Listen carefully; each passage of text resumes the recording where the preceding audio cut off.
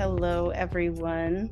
Welcome to MEER Talk. My name is Kaeza Fern, and I'm the Director of Communications at MEER. We're really glad that you're here, and we're excited for today. We have a very special event, as you know, that includes the premiere of the short documentary. We'll be hearing from Dr. Ye Tao, the founder and director of MEER, who will give an overview and talk about arriving and setting up the project in Freetown.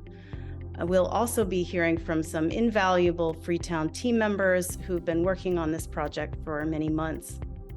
And we'll have time for your questions as well, so it's going to be an incredible session.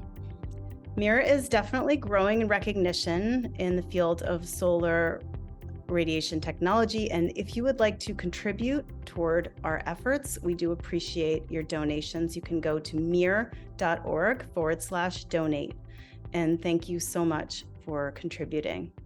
You can also feel free to write to community@meer.org to be in touch with us. And before I introduce Dr. Tao, I want to mention how incredibly grateful we are to Eugenia Kargbo, who is the Chief Heat Officer in Freetown. She's also, you may know this, but she's also Africa's first heat officer. Recently, we are seeing the appointment of heat officers increase in a variety of places on the planet because of rising temperatures. Eugenia was really vital in helping us to collaborate with the city of Freetown and getting us up and running with the project that's now having alleviating effects on residents of Freetown. Unfortunately, Eugenia could not be with us today, but she did send along a video greeting that's especially for us. So I am going to play that for you now. Hello, everybody. I'm so sorry I can't be with you guys for this most important event, as I am on my way to Nairobi to attend the Africa's Climate Week.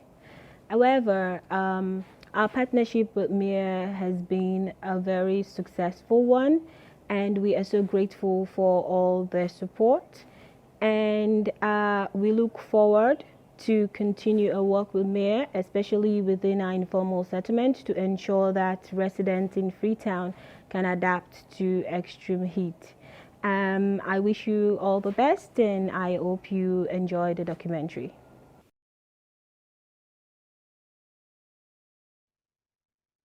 Okay, well, I would like to introduce Dr. Tao to all of you. Dr. Ye Tao is the founder and director of MEER, Mirrors for Earth's Energy Rebalancing. He earned a doctorate from the Department of Chemistry at MIT in 2015 and completed the research requirements for a doctorate in physics at ETH Zurich. He led a research lab at the Roland Institute at Harvard, and in 2021 left the Institute to devote himself to the singular task of bold and creative engineering solutions to the problem of increasing heat on the planet. This is a very hopeful time for MEER, and we are glad we're going to be glad to hear about how it was for you to arrive, Dr. Tao, and to set up the project. So glad you could join us. And I think that the audience is going to be curious about, your initial impressions of the city and the heat problem, and how you went about collaborating with everybody to get this all started. So welcome. Thank you, Kaeza. And thanks to everyone for attending this very exciting meeting of ours. And I'd like to also thank everybody on the team for making this possible. You guys have been really, helping me tremendously for caring about the all the nitty-gritty details, so that I can help focus on the science and helping the team improve in their technical expertise.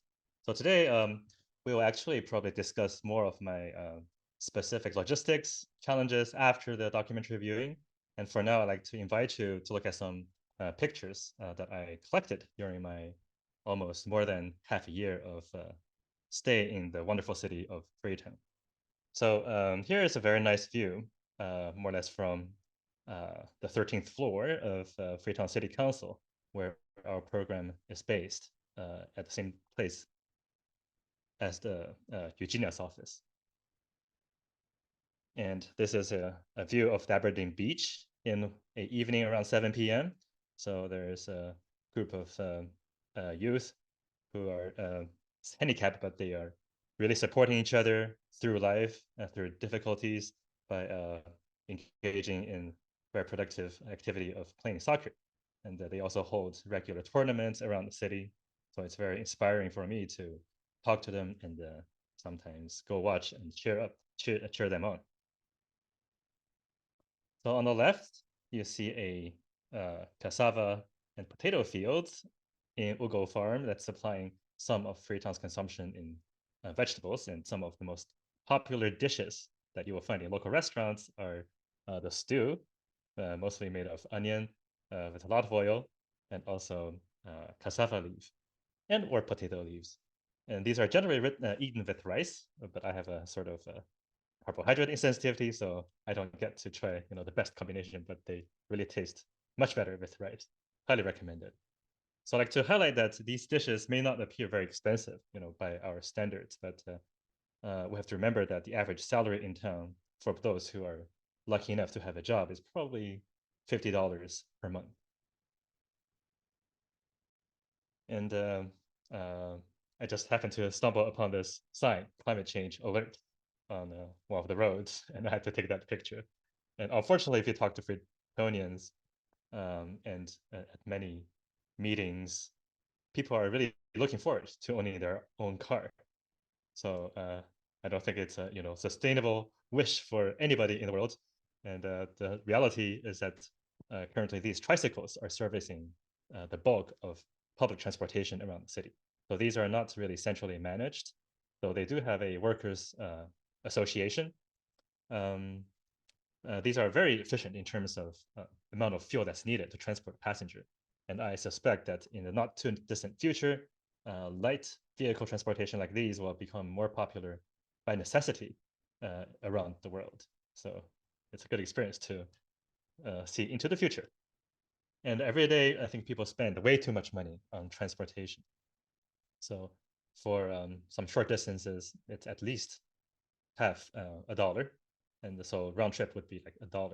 For some people, even including those on our team, they're spending maybe on upwards of $3 per day just on commuting. So how to make commuting more affordable to locals is something I think we should be working on in the future. On the left, you see a very picturesque hike towards one of the most iconic scenic attractions of Freetown, the Mambo Waterfalls. And on the right, you see what residents of Kingtown community sees on a daily basis. Even though the hike on the left is only less than 10 miles away, most are not able to enjoy this respite from busy and dusty city life because the transportation cost is really prohibitive for the residents. And as you will see, like the presence of these discarded plastic resources really have inspired some of our projects. And I think there's tremendous opportunity everywhere around the world to really change how we relate to what we call waste, and really to utilize them and treat them as the very valuable high-end chemical products that they are. And they should be better designed into our whole material usage network. And on the right, these are employees of International Organization for Migration. So each person is paid roughly $1 a day to perform beach cleanup for 3 to 4 hours. And it's essentially endless fight. Every day they go, and every day they end up with a few truckful loads of plastic. So there you go. It's a tremendous opportunity in our perspective. And there's also plenty of talents, technical talents in town to help us carry our different visions forward. On the left are upcycled aluminum cookware for making local dishes. And on the right, on the bottom, you see molds used in making these aluminum pots. And there's also many traditional artisans with various skills. And everywhere you go, there's no shortage of different resources that can be utilized for different projects, mostly plastics, but also fabrics of various sorts. And Sierra Leone, for those who haven't visited the country, the per capita consumption in fossil fuel is on the order of 2% of the global average. And most of those emissions come from cooking and transportation in lightweight vehicles. Unfortunately, on the left, what you see is a pot of cassava being boiled by charcoal, most likely derived from trees, from rainforests. So it's very unfortunate because there already exist many different renewable bioenergy technologies. For example, one can transform biomass, like agricultural biomass, bio-waste, and also, for example, these bamboo into bamboo-based charcoal. So with proper investment and management, there is a tremendous opportunity for really decarbonizing the whole country. And on top, you see a more efficient stove that has a better thermal insulation, so they can be up to 50% more energy efficient. But most families are not really able to afford such stoves, even though they're less than $40 each. So I think a combination of more ready access to such stoves and a better design of the fuel system can really make a good example for the world to learn from.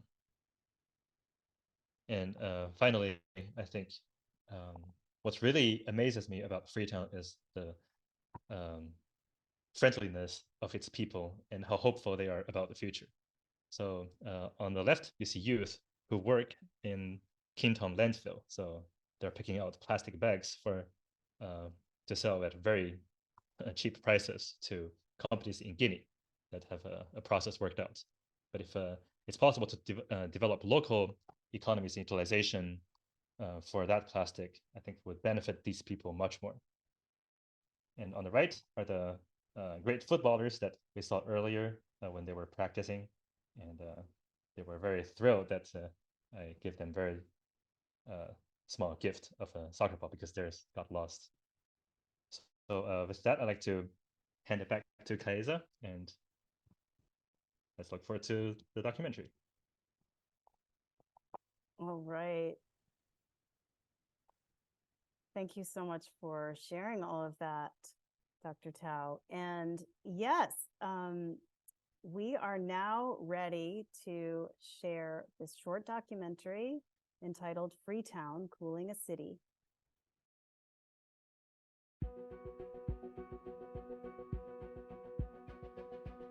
In 2023, it's obvious to most people who ever just look outside that there is a real climate impact around us. We've experienced over the past years a change in climate. We've seen floods, we've witnessed mudslides, we've witnessed sea level rise, and now more than ever, extreme heat and rising temperatures. And this is really posing a threat to human security, to food security, and to the environment. We basically have locked in more than 2.5 degrees of warming at the current level of CO2 emissions, and that's for impact within the next decades. And well before 2050, we would have surpassed the 2-degree Celsius increase that we're hoping to prevent. By the end of the century, I would predict that we would have reached 4 degrees Celsius increase in temperature. And beyond that, over millennia, we're looking at the current level of CO2 and other greenhouse gases, up to 10 degrees Celsius.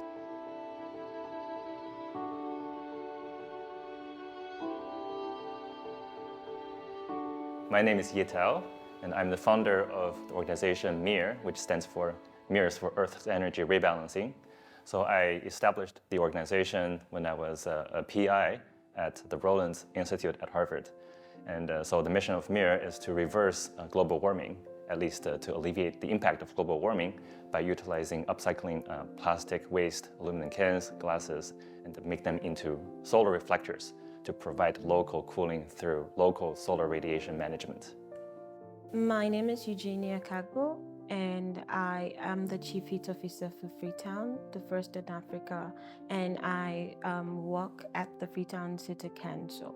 The main goal of this is to really raise the awareness around heat, but also ensuring that there is a focal point within cities that is focused on building strategies and ensuring that those strategies are implemented and reflected on the lives of people.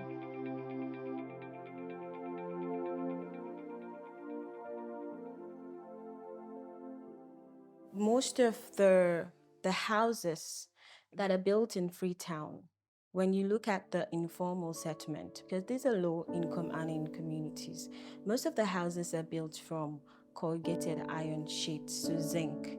As we know, one of the quality of zinc is that it's absorb and trap the heat.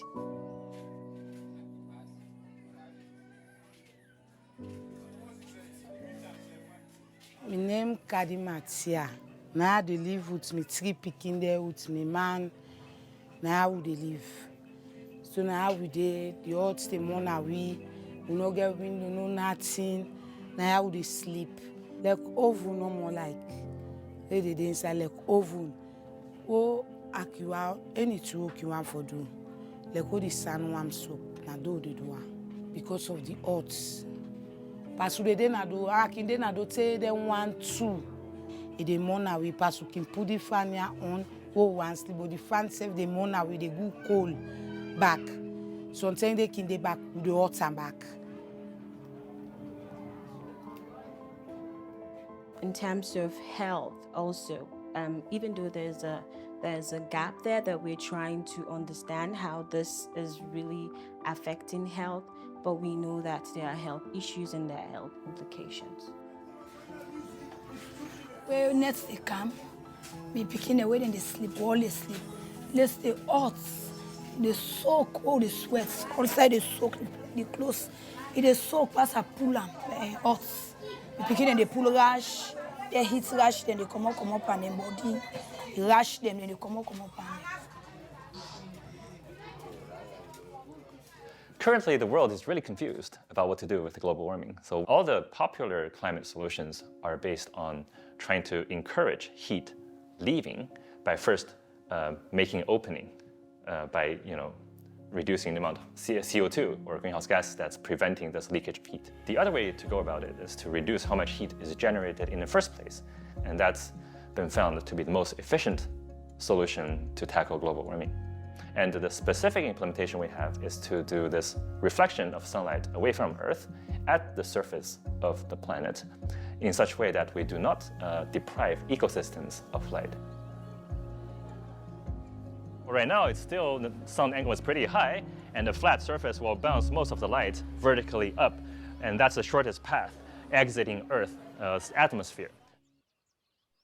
Over here, we have several locally used corrugated metal roof materials. The first one is a rusty one that's been out there for a few years. Let's take a look at its temperature. It's at 52 degrees Celsius. Let's go to a new panel that hasn't been undergoing corrosion. This one is at 45 degrees, so quite a few degrees cooler. And over here, we have a highly reflective film coated onto the panel. And it's reading 36 degrees Celsius. This fourth panel is very similar to this one, except we have coated the mirror film conformally over the shape of the panel to make it more mechanically stable.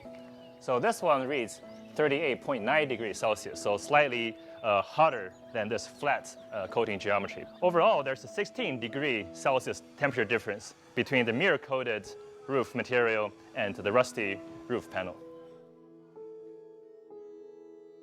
So the science behind this technology is essentially light reflection on a very smooth mirror surface. So the goal of the larger program is to reflect out as much of the solar light or photons as possible.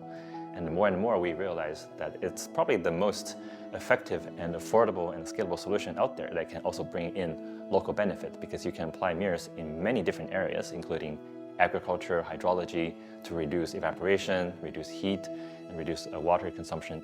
When scaled globally, a mitigation solution naturally emerges from this adaptation need. So right now, the systems we're using are based on upcycled PET thin film coated with aluminum. And the aluminum could come from aluminum cans that are currently going to the landfills. And we have about 7 times more than what the whole program needs in aluminum cans to fully cancel global warming. So in terms of resources, we're not limited at all to scale this to fully tackle the global warming crisis. It's been an amazing journey just to see the effort and the support that the MEER team has been providing to residents in Kube, but also to students, university students in Freetown. And this is what I love about this project. It's not about them coming and doing what they want to do. It's been a true partnership. We have worked on the concept together. We've planned events together, and they're also leaving behind skills and training for young people in Freetown, which is brilliant.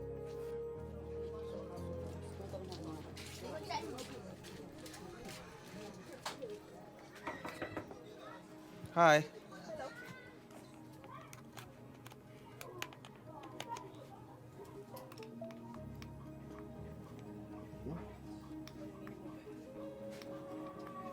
Yeah. So it's collecting data now. As you can see, this is the 2 a.m., 2 p.m. in the afternoon. The temperature was above 63, so close to 65. And that was before the changing of the zinc. And now, after the changing of the zinc, this is 1 p.m.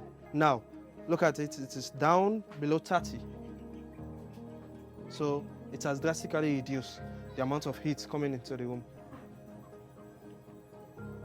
Like first time, so I no go able to sit down inside. Like what I sit down, so I no able to sit down. But I run common I do. So it better than force. Happy, happy, happy, happy in the Lord. Thank God I'm born again. Trust me in this world. Boy, you don't know how happy I am. Happy, happy, happy in the Lord.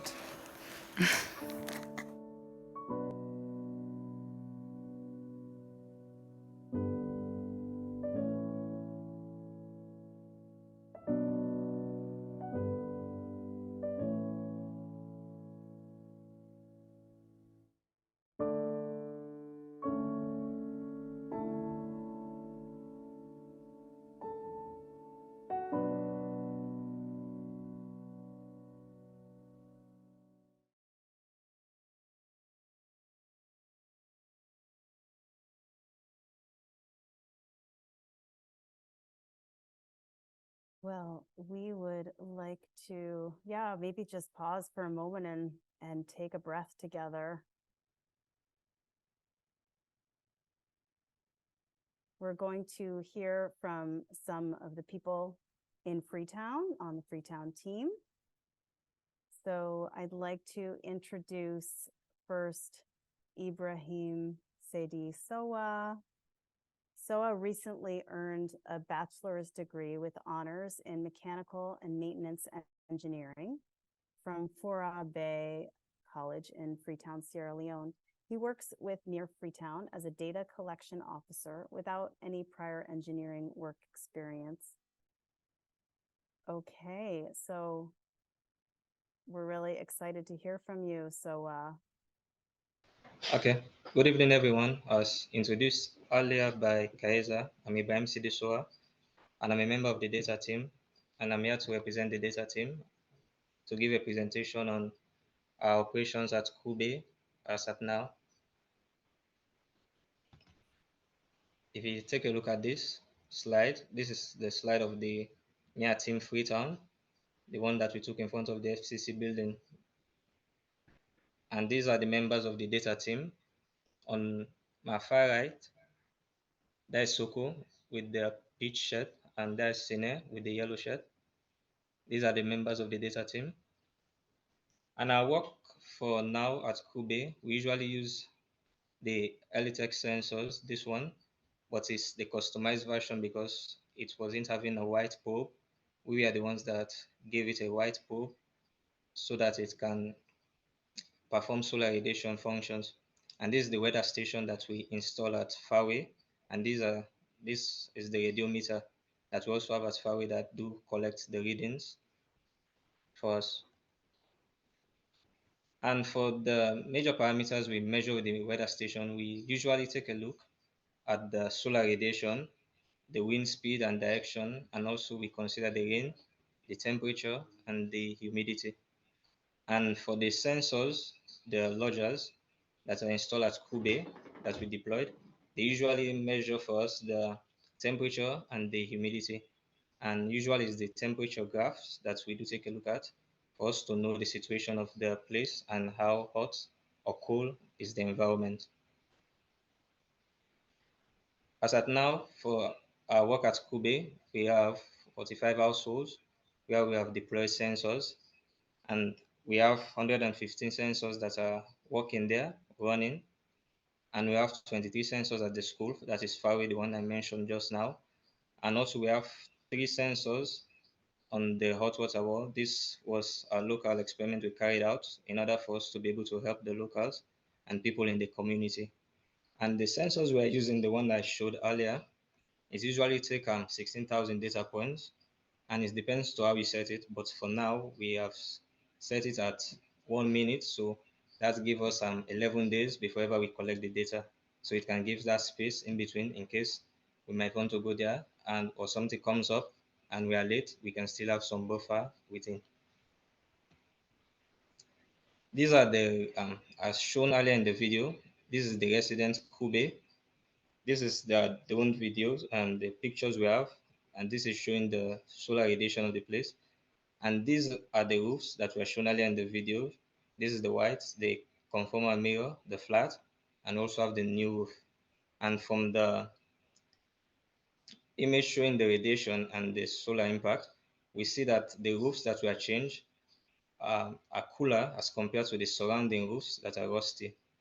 So let's take a look at a few graphs for us to understand what's going on there. Now we decide to compare the temperatures. This is for the white paint, and this is the reading before the roofs were changed, and this is the reading after the roof was changed. We only took one resident for us to have an idea of what's going on. We can see that before roof change, that's when it was having a rusty roof, the temperature was around 65 degrees Celsius, and after it was changed, it was around like 55. So that is approximately like 10 degrees of cooling in the roofs. And also for the ones with conformal mirrors, we see that before roof change, it was about 60 going to 70, just like the rusty roof.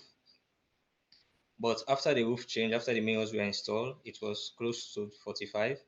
And that's a huge difference in cooling because about something like 25 to 30 degrees in cooling.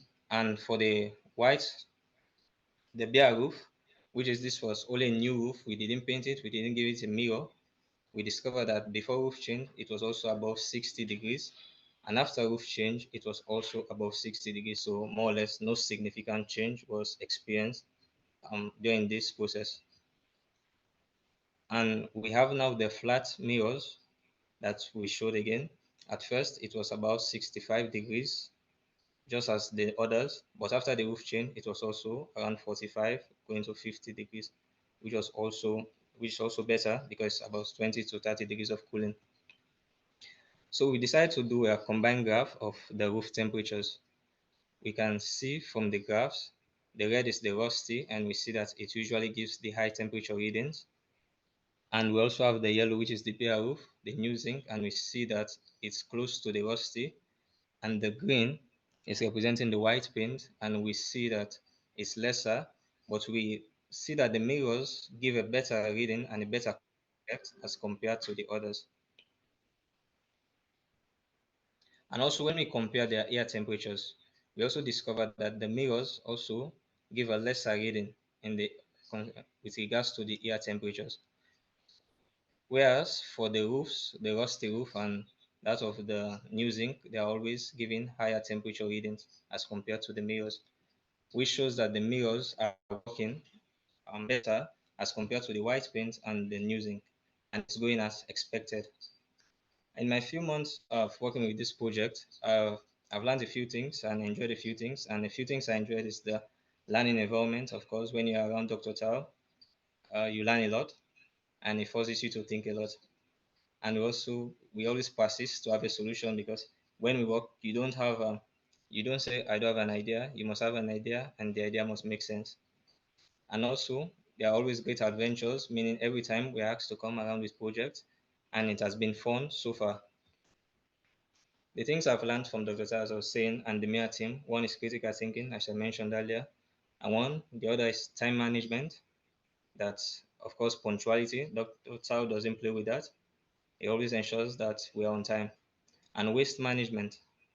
I've learned that there's, for you to call something a waste, it depends on from which angle you are looking at it, because the plastics we use that we are referred to as waste, now we are using it to make mirrors, and we are to do other design, the hot water wall and the hexagonal that my colleague will be talking on. And also I learned team effort, because whenever there's a work for a particular team and the burden is more than what the team can handle, we're encouraged to step in and assist. Some challenges we have encountered so far, that includes myself and the data team and other members of the team. One, as we go down to take data, at first we're having problem with the residents because for us to have access to them was a bit challenging. Perhaps I look at it that because we were new and that was the first time they were seniors, so they had to learn to trust us. But of recent, it has been fun and it's going on well, because now even when we meet on the CD, we have to say, when are you coming? When are you coming? It means they are showing interest in the project, which is good. And also one challenge we used to have, and that includes myself, was also multitasking, because I wasn't used to doing many things at the same time. But now we are learning and I'm coping, and more especially, I'm now used to doing multiple things, especially those that are related. And another problem we faced in Kube was the issue of the roofs. The roofs are really high in that community, and so I decided to put this tool, because this is this tool we usually use when you want to access the sensors on the roof. So someone will climb on this tool and then do a connection, and the data will be downloaded. In conclusion, from what I've seen in the project, I see MEER, of course, as a trailblazer for the project. And now, as we are talking, everybody's talking about paradigm in the area of climate change. And I see MEER as that we will be the one to lead that change. And together as a team, I see that it is possible for us to save the species remaining from whatever doom that we have foreseen, and we'll be able to leave for our children a future that they'll be proud of and they'll be happy and will be blessing us for that. Thank you very much. Thank you so much. So we're going to bring on Jalahan next, and I'll tell you a little bit about Jalahan. Jalahan Hawa Hiltona Sise has a Bachelor of Science in Physics at the University of Sierra Leone, Fora Bay College. We're so glad you could come back onto MEERTALK, Jalahan, and go ahead and share your screen. And you can tell us what you have to say. Okay, thank you, Kaiza. I hope you guys can hear me clear and well. I'm just gonna go right into it. From the title slide, there's a picture depicted here of like the kids of the community. There is always that sense of like curiosity when we're always out in the community trying to like test prototypes of the projects that we're working on. And I just thought it was a good idea to like put it up in my title slide. And yeah, okay. Okay, go to the next.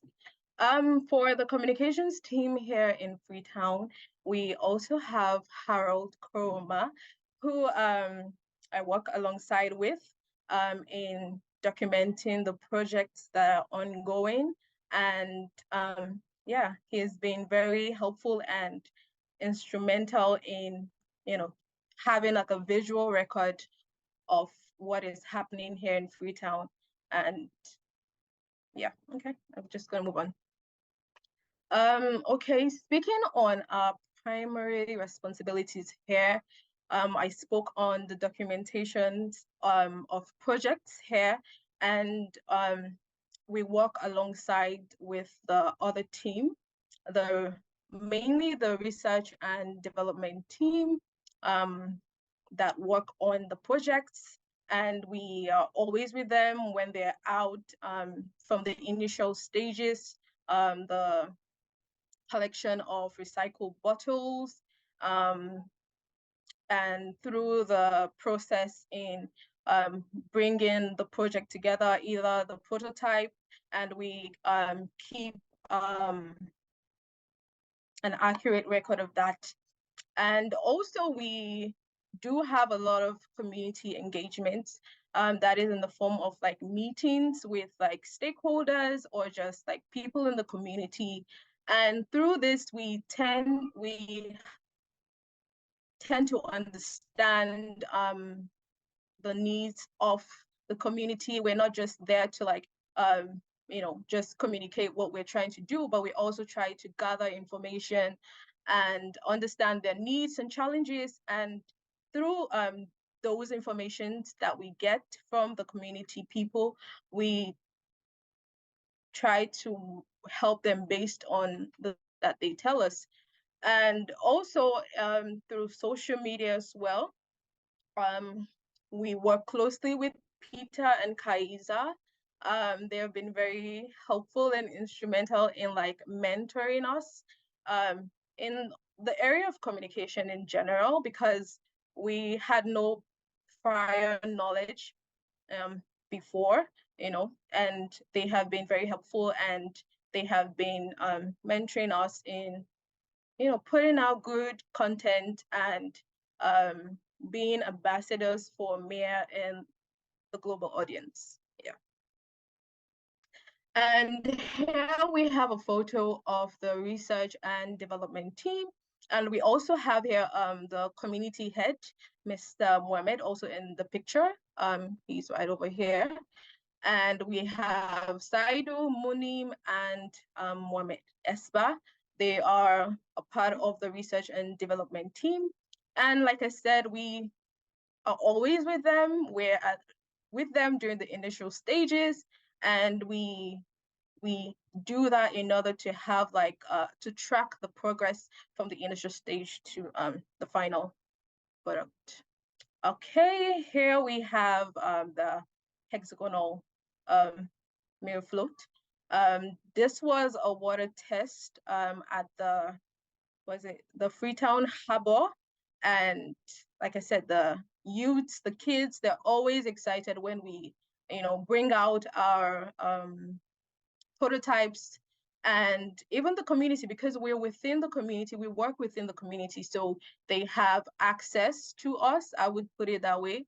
And they're very curious, in terms of like the materials that we use, which are locally sourced from the PET bottles. They're very intrigued and they want to take a photo. So yeah.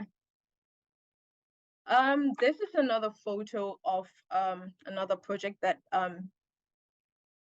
we did, and I just want to say that MEER had like the initial plan, the initial mission in Freetown to install the MEER roofs, but then, like I said, we engage with the community, we speak with the community, and they tell us their challenges, and we also thought fit to help help the challenges, the various challenges that they face. And these informations that we gather, we deliberate on them, and we bring up ideas in order to help them with various projects. And with this, we have the double layer. All the materials used are recycled from the zinc roofs. These roofs were actually used, they were the roofs that were removed from the houses at Kube. So they're recycled. And we have the PET bottles as well, which are also recycled, and they were collected by the research and development team, and everything was coupled up together to produce the double layer roof. Yeah, okay. To speak on the importance of communication, in terms of like the team efficacy, it is the cornerstone for a successful team. And the collaboration, like I said, it's a collaborative effort. We work closely with the other teams, and it's a collaborative effort working towards one goal. And also, it is important to share knowledge, and through the documentations of like MEER's activities and having a visual recording of that is it helps to bring that to the global audience, to the wider audience, for them to know what's going on, what's happening. And it's also imperative that you know, MEER becomes like an open source wherein people can adopt the methodologies that are being used here in Freetown with the recycling of PET bottles and materials. Yeah. And also, I was important. It is a very significant part of what's happening or going on here in Freetown. So yeah, it allows for transparency between MEER and the community. Okay. To conclude, opportunity for me because I didn't have any working with them, and they've given me like a great opportunity, a wonderful opportunity to work with them and for them to mentor me and to build up that technical knowledge in areas that I wasn't well versed in. And also I would say that the experience has been invaluable. It's not something that I can put a price on. So yeah, I will end my presentation here. Okay, thank you, Jalahan. Yes, and you mentioned Saidu and showed a picture, and actually Saidu is going to be coming on next. We are happy to introduce, and Saidu and Soa, I think you are in the same, yeah, there you are. So let me tell you about Saidu. Saidu Soria-Kargbo recently earned a bachelor's degree with honors in electrical and electronics engineering from Fora Bay College in Freetown, Sierra Leone. He works with the MEER Freetown as a chief technician officer and has prior engineering experience. Good evening, everybody. As you have heard from the host, my name is Saidu Soria-Kargbo. I'm here on behalf of the Wishat team. So this is our project, the Wishat and Development team.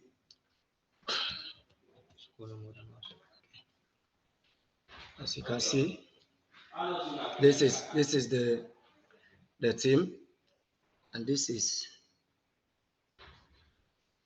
the team working, and we have some visitors that visited the workshop. Last time, you can see the number is very large, but along the way, the team that we usually work, I have like Saidu Soria-Kargbo myself, Abdul Munim Mansawe, Mohammed Sidi Soa, and Mohammed Saliu Ba, Awol Soko all of this because you know the production, the research work, and this it all depends on collaborative efforts.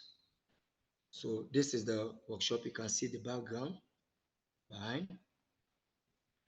So these are the main projects that we have been embarking on for the past few months. First one, we talk about the mirror, the conformer and the flats. Second, we talk about the hot water to give the community a befitting help due to water.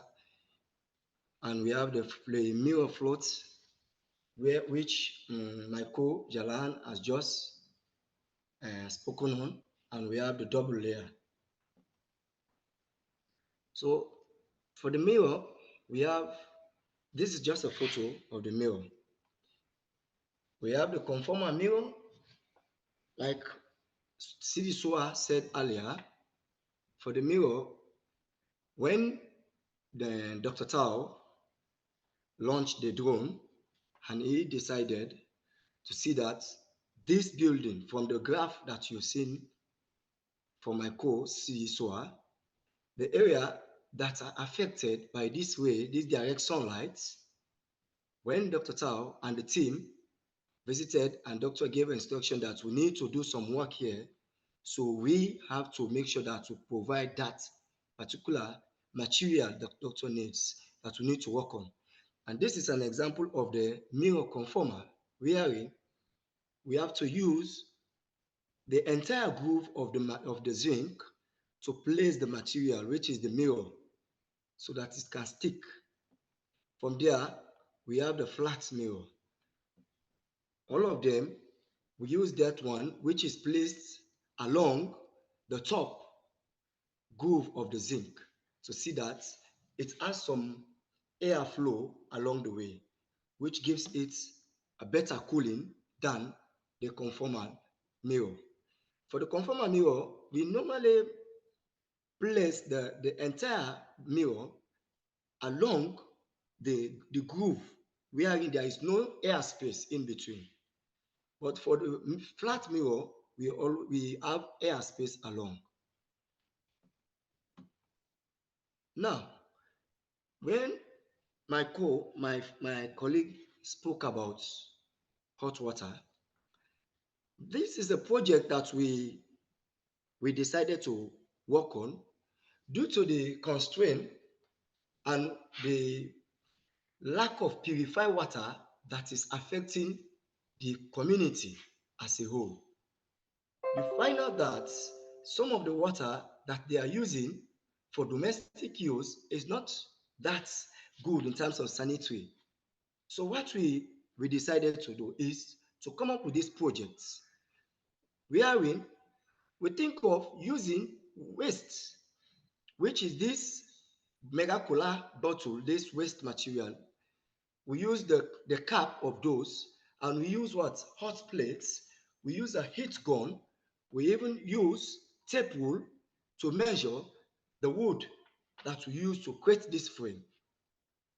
Based on this hot water, our main aim here is to what? To satisfy, to go to the local needs of the people by providing pure, purified water. The water that we'll prefer, our goal there is to give us what? A temperature of 60 degrees Celsius.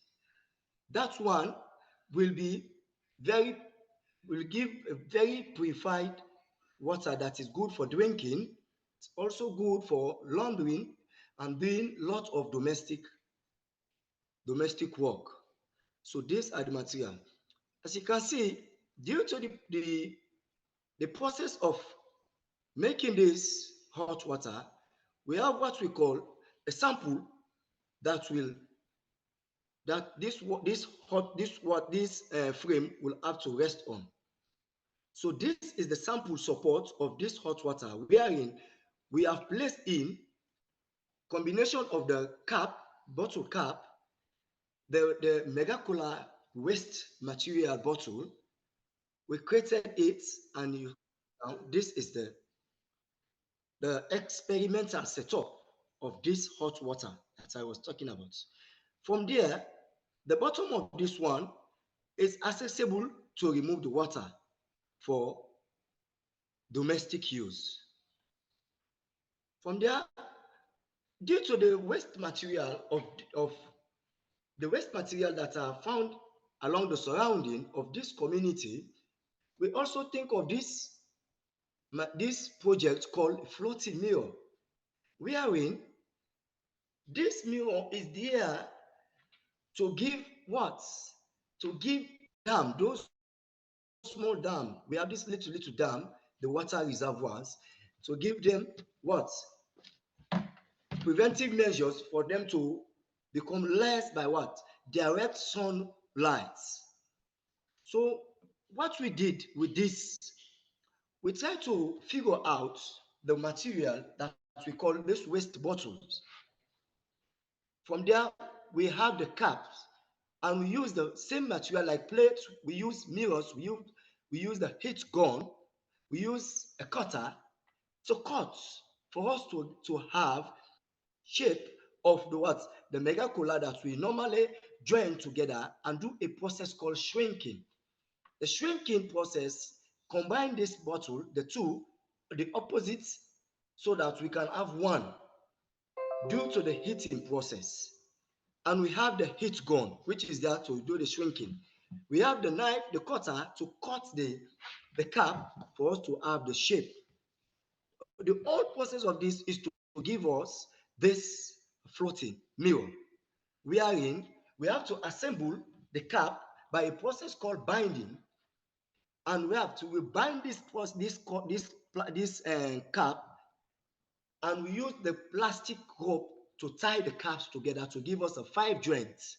This 5 joints will give us, this is the shape of the 5 joints. This one will allow the passage and the attachment of this shrink bottle that I have just spoken about. The shrink bottle will shrink 2 in 1, 2 in 1 coming into these 5 joints. We place the 5 joints for us to give us one roll. We have 6 of these 5 joints to give us one set. And we place this in what? Hexagonal to give us 3 sets, which is very suitable to place on the river for experimental testing. But the main purpose of this is to help the community to preserve the dam from what? Direct sunlight that normally reduce the coolness of the dam. This is the process of testing the floating mirror at the riverside. You can see the team. We are trying to place this mirror on the river to see the movements. So this is the seven floating mirror that we tested due to the launching of the drone to get this perfect shape. Moving there, we did another project called the double layer, wherein the main aim of this is to what? To reduce heat from residential building by mimicking a solar chimney.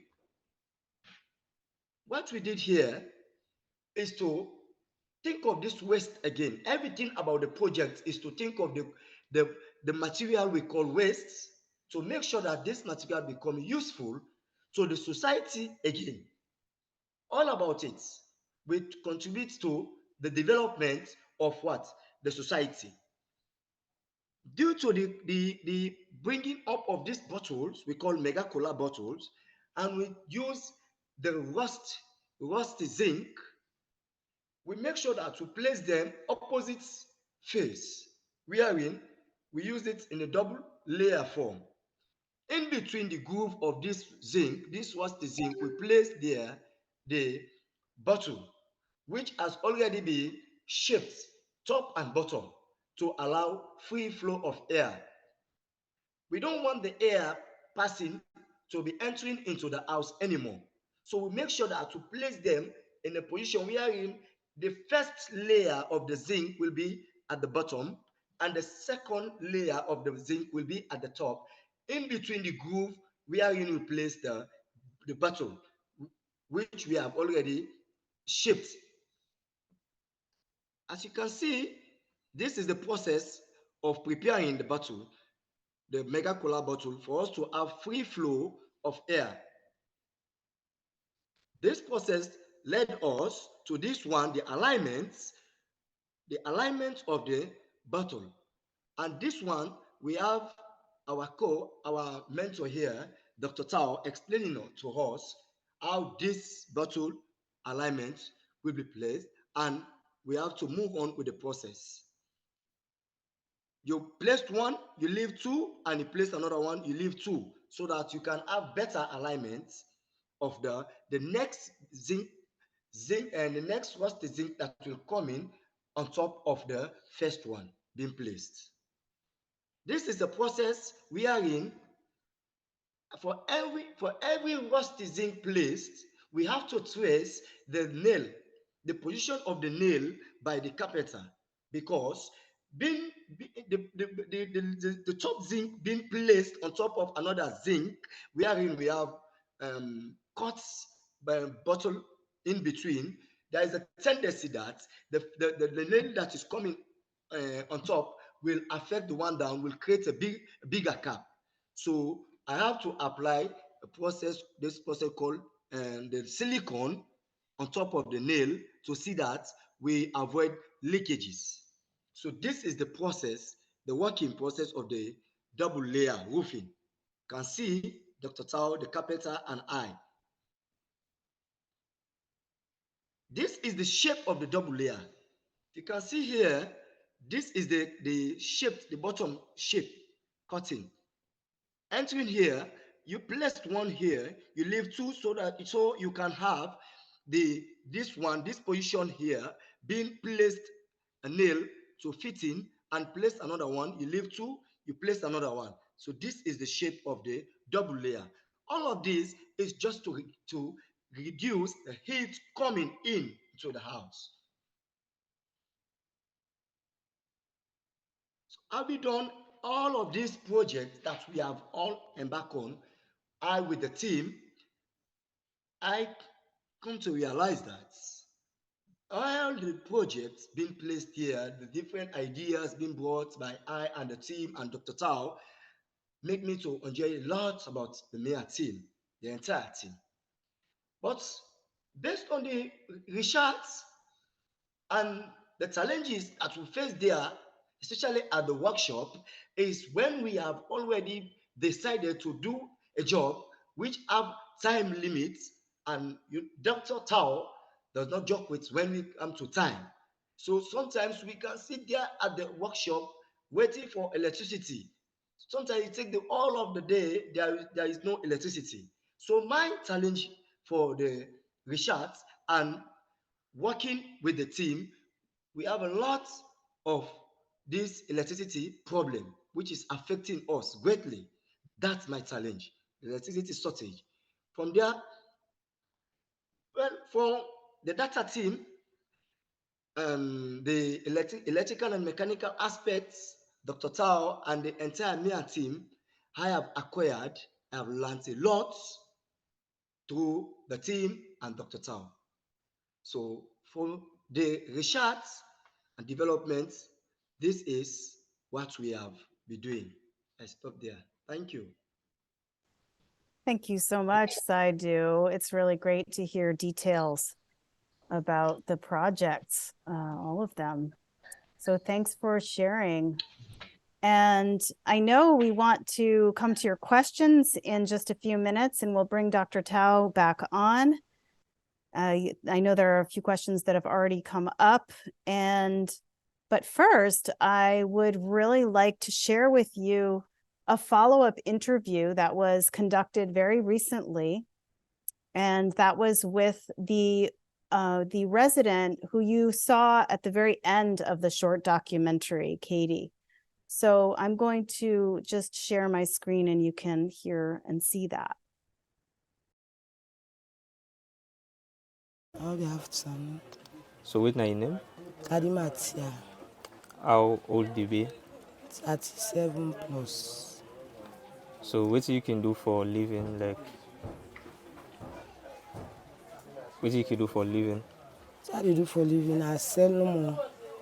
I dey sell, but for right now, where the game dey cancel now, I need to do business. I'm sick now, so I need to sell right now. Okay. But the game done. So how long you don't stay in a bay? I don't dey na be now for say, I don't dey na be nearly there 6 to 7 years. So you can describe for me how your life in a bay don't be like for them 6 to 7 years. I can describe the community. My life na be community, I no able like again. So we discovered say you K1. So how this heatness do affect you? And now yourself you don't find way for like solve them on your own. I be don't find way for solve them. On my own, as fun. On my own. During the time the way you be the warm, how then they be they affect you well body one? They make the heatness, they make people they get fever fast. Only take I dey drink water, take do clean money. No place the hot pass, I pull me clothes. So before they change the roof, now which thing they be able to do inside the house? Only I didn't do. Every place the warm, I dey lock the door, I go and waka around. Like for sit down back, if I say I want to sit down inside, being Sante. Pass I put fan on and sit down. If I want watch television, pass I put the fan on and they watch television. But without that, you know, they do nothing inside. All the place don't want being they do nothing inside. As you go on, come out now do. So from where we can change the roof, how you activities and inside the house don't they like cable sit down there, cable watch film and everything? I dey sit down, I dey watch film, and all they put fan safe. Where sabi it all Indian and now they link. And they put fan on, but I dey sit down inside only. I dey watch television. Tell you they say if I want film protected is that they all the money tell you donate the clean fine it. I dey sit down inside the peel. And if you like hot again. From the time the way they change the roof there, what you go say concerning that the heat it go up or you begin comfortable? It begin comfortable. Go then change the roof there. Inside the dry season, you know, then we can change the roof. When the dry season, they can change the roof. As you say, be hot, it be less small. No me they feel like again. Hot so me they feel the pan be the warm. No me they feel that too much hot so no me they feel like again. It be less small, less. So also that you go say concerning the mirror from where they change, also that good thing there or bad or whatever you experience from wherever you can change this roof there. No bad and no experience. I'm glad and you can change your back. I tell them plenty thank you. Let God bless them with their family. All right, we're going to bring back on Dr. Tao. And I actually have, I have a question for you, Dr. Tao. How does it feel to see, this follow-up interview that's conducted and to, just see the effects that MEER is having in the area there and with this particular resident? Well, it's certainly very nice and heartwarming to see that, and just it's very encouraging and motivates us to do the next round and hopefully be able to impact 10,000 people in our upcoming hectare scale experiment. And we have strong evidence already emerging even from our tiny, 8 by 8 feet tiny sample roofs that we will be able to impact neighborhood air temperature. So far we already measured up to more than 1 Fahrenheit difference in the air temperature on very small, like the size of a room. And these two samples are right next to each other. So wind blowing back and forth is certainly reducing the actual, higher time frequency differences. So we're very much looking forward to implementing the larger scale project. So more happy people can be found next year round. Yeah, people who can do activities in their houses versus have to be outside of them. Well, I have another couple questions for you. What is maybe a highlight that stands out to you in the time that you've spent in Freetown so far in working with the team and so forth and in setting up the project? Do you have any moments that you recall that were especially joyous, or yeah, anything in particular? Well, I think it's joyous for me, but I don't know how much it was for the people, the data collection team on the ground. They were complaining to me that now they have a problem every time they go in. People ask them, when is my roof gonna be changed? So people are like basically trying to stop them.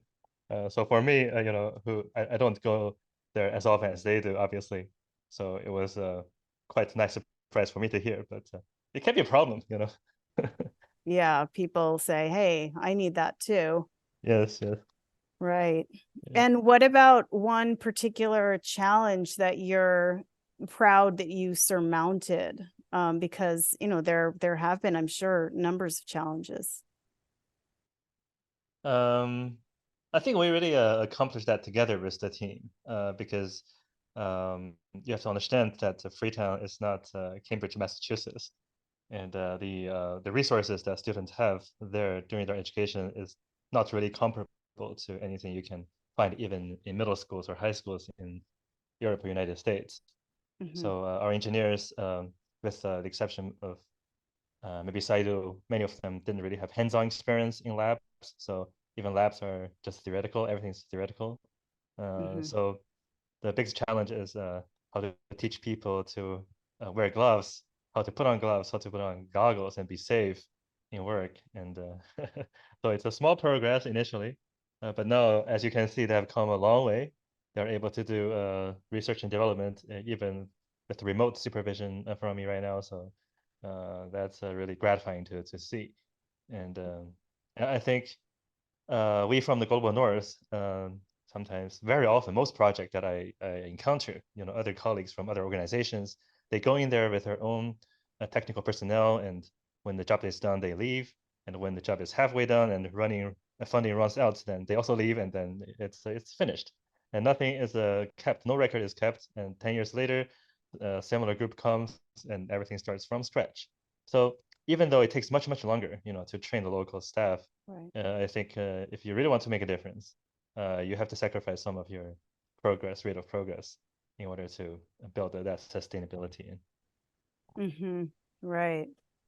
Well, if anybody has questions, you can send questions. We probably won't go for too much longer, but if you have a question that's coming to you to ask, you can send that to Peter in the chat.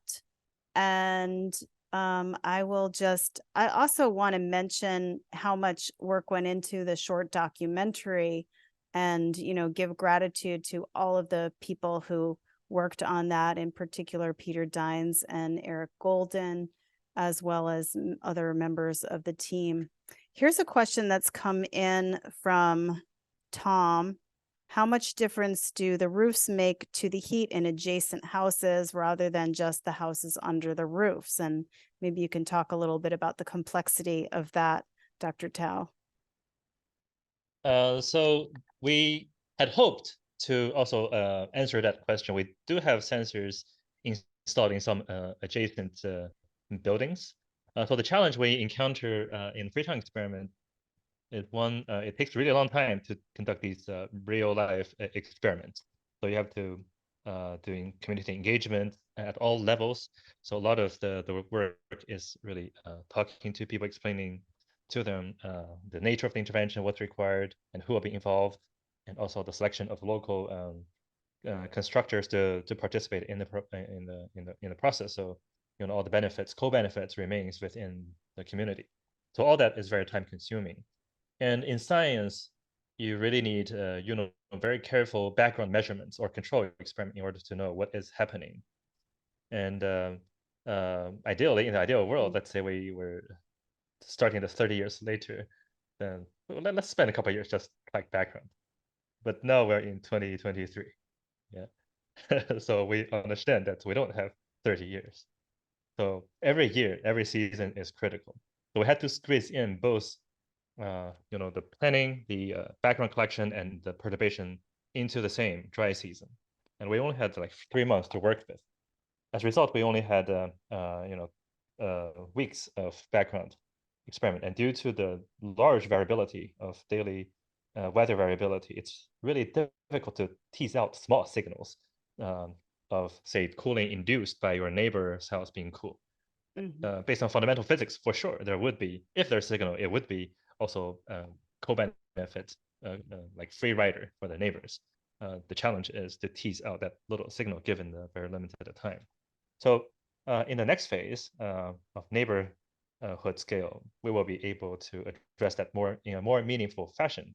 Instead of finding out, okay, we have 0.1 plus minus 0.05 degrees of cooling for your neighbor, we'll probably find single-digit degree numbers cooling over the whole neighborhood. Okay, great.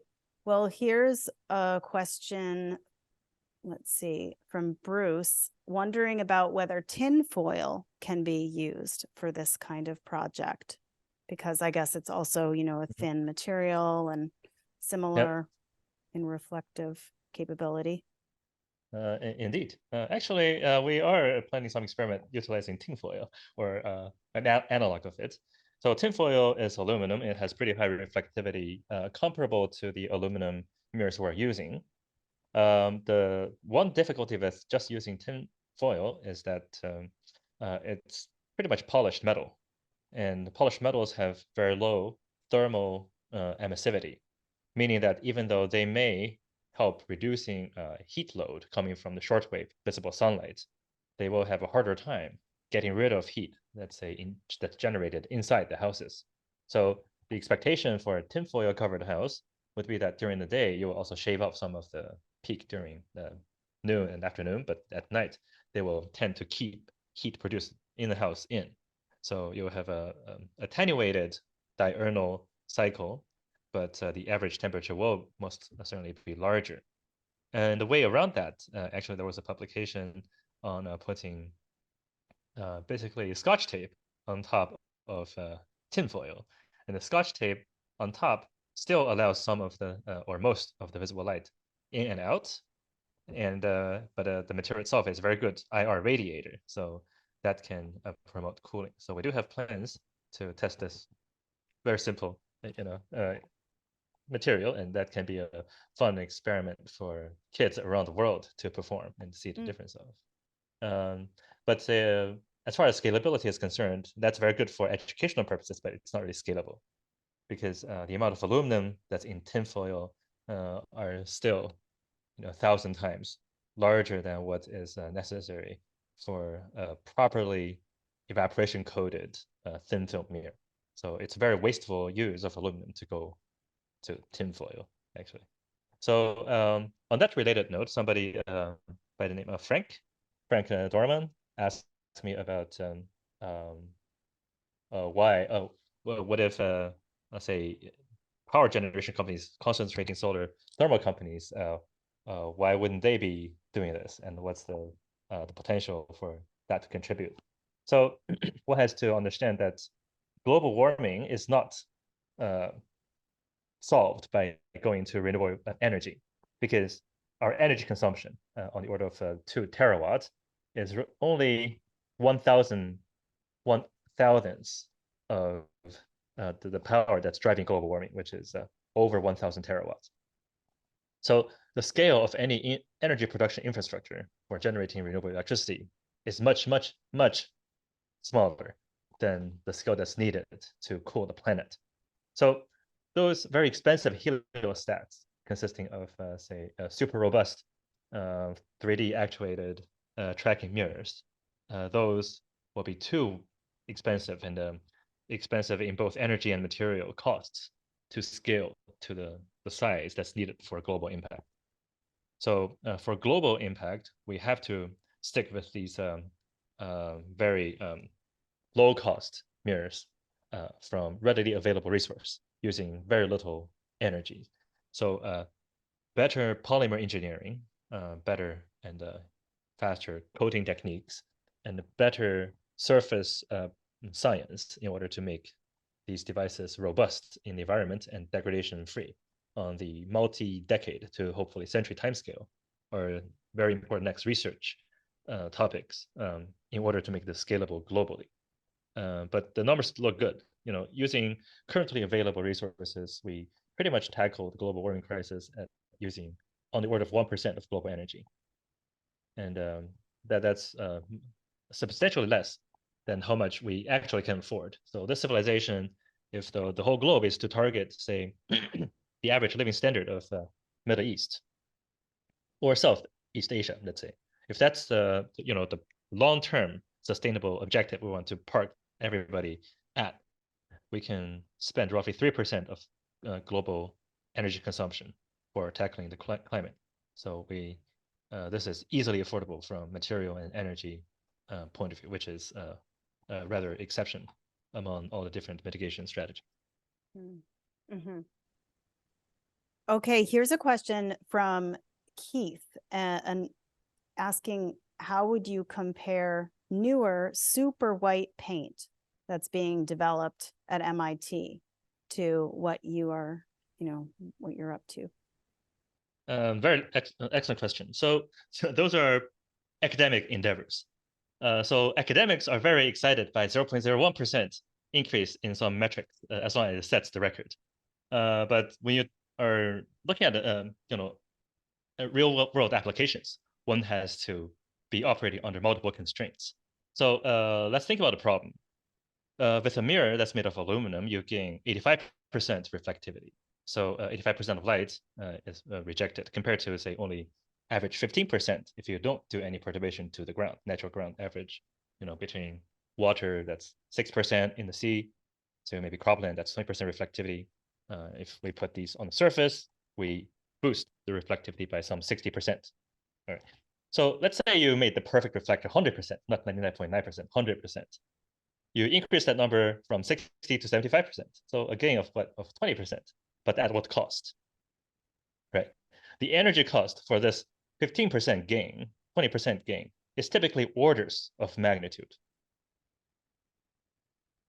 So that's completely infeasible. And there is no white paint out there or other active IR thermal radiator out there that can really compete with the simple, humble, one single layer aluminum thin film by any measure.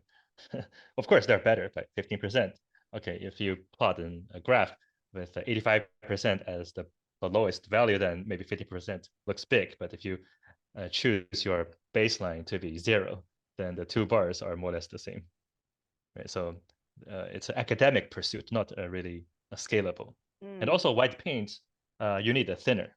And these are typically petroleum-based. And anybody who has experience painting your wall, you need to apply a thick layer on the order of a millimeter, to cover all the different roughnesses.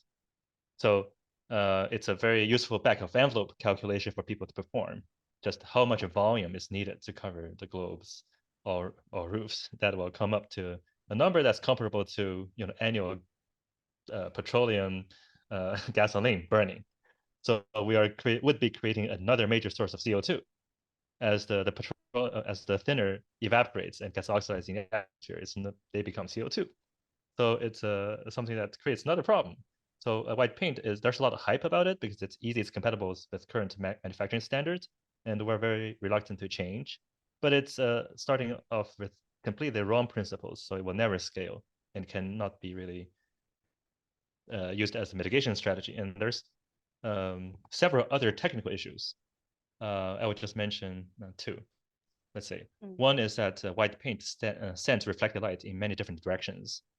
So let's say let's say we used it on pavement, then it would irradiate your neighbors and also and a lot towards the horizon. So much of the light is sent to other surfaces or other absorbing particles in the atmosphere. So the heat eventually is still trapped in the atmosphere, right? It's ejected from the vicinity where there's a paint, but it's not really benefiting the globe as much as a specular reflector like a mirror, which sends most of the radiation upwards through the shortest path exiting the atmosphere. So from a global cooling perspective, the physics of specular reflection versus diffuse reflection guarantees that white paint will not be useful or effective for global cooling.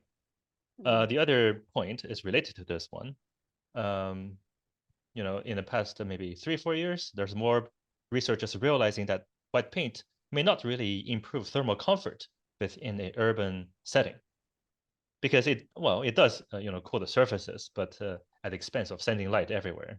And if you factor in the light that's produced on a person's clothes, on your skin, because of increased radiation from the paint, you actually uniformly find a warmer physiological sensation for the users, for the pedestrians. So it's actually not helping with physiological cooling, which is the goal for reducing urban heat island. So in very selected instances of on roofs, in houses that are not very close together, those are the only instances where white paint can be useful, even for local cooling purposes. So white paint is compatible with existing industry, but it's not technically suitable for tackling with these issues. Got it. Well, that is really helpful and clarifying, because there certainly people talk about it quite a lot, and it's good to know all of that information so people can make their own judgment about it. Well, Dr. Tao, we're so glad you could be here with us today for this premiere, an exciting moment for MEER, for the documentary, and then also we're thankful to the members of the FREETOWN team there for letting us know what you've learned and what you're up to. So yes, thank you for coming, Dr. Tao. Thank you, Kaisa. Thank you, everyone, for coming. Thank you, team. We also, like I said, want to give gratitude to those who worked on the film. And we want to just mention, we'll be putting that short documentary up on our YouTube channel, I believe. And we'd love for that to, get passed around. We want for people to see the work that we're doing in Freetown. Thank you to everybody who came. At MEER, we are working to help educate the public and also working to develop a solution to all of the warming on the planet, as you've heard about. We invite you to keep learning about Earth's energy imbalance and climate science on our website. We are an almost 100% volunteer staff, so please consider making a monthly donation if you can. And you can go to meer.org/donate for that. If you have enjoyed watching this, or you want to visit other MEER Talks or see this again, then you can go to our YouTube channel, which is MEER SRM, and check us out on social media, of course. Tell somebody about the short documentary and share it with them. We hope to see everybody again next month, Sunday, October 1st, when we will have Bardhan Ronita, who works on climate, heat stress, and health in built environments. Did I just say her name backwards? I hope not. I think it's Ronita Bardhan. I think that's, So we look forward to seeing everybody then. And thank you for coming. Bye for now.